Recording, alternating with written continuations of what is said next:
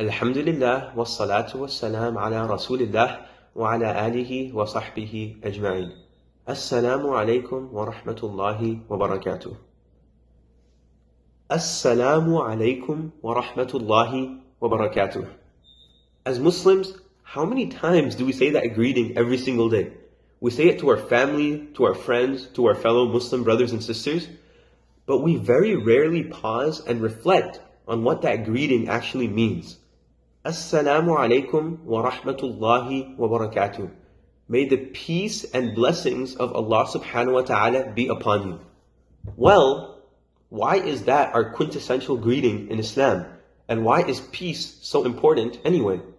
Well, in order to answer those questions, the topic that we will be discussing in today's daily Ramadan Khatira is the name of Allah subhanahu wa ta'ala, As-Salam, which means the source of peace. And we will discuss why peace is so important and why Allah subhanahu wa ta'ala alone is the ultimate source of peace. Well, just take a look at the way most people live their daily lives. We're all chasing different things in this life. We might be chasing money, entertainment, fancy cars and clothes. And we all believe that those materialistic things will bring us the peace that our heart craves.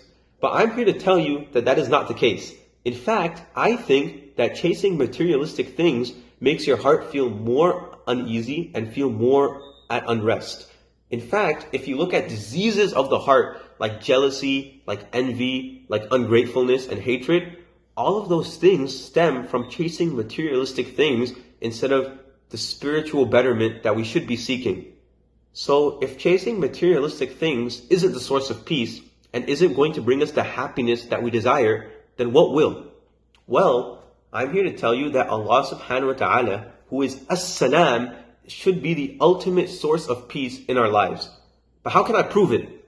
Well, all you have to do is take a look at a couple of situations that occur in our daily lives. For example, the suffering of our brothers and sisters all the way in Palestine.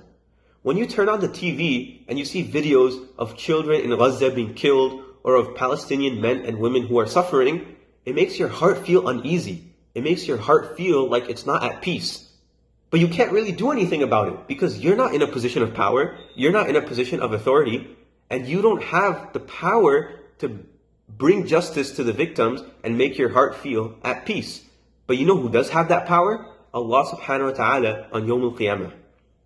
Let me give you another example.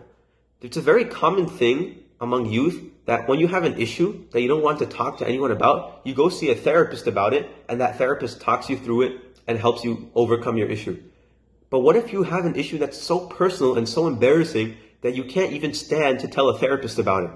Well, I'm here to tell you that Allah subhanahu wa ta'ala should be your therapist. You should feel comfortable confessing all of your sins and all of your feelings to Allah subhanahu wa ta'ala, and you have the opportunity to talk to Him through your salah and through your dua. And if you do that, you can find peace, once again, not through a fellow human or a fellow person, but through Allah subhanahu wa ta'ala Himself. So, I hope that in this Ramadan, we'll all be able to soothe our worries and soothe whatever issues that our hearts are going through by remembering that the source of peace in this world is not materialistic things, it's not other people and other human beings, but it is Allah subhanahu wa ta'ala Himself. And by turning to Him and remembering His beautiful name, one of His 99 beautiful names, As-Salam, the ultimate source of peace, we will be able to find that contentment and that peace within our own hearts this Ramadan. سبحانك اللهم وبحمدك نشهد أن لا إله إلا أنت أستغفرك وأتوب إليك.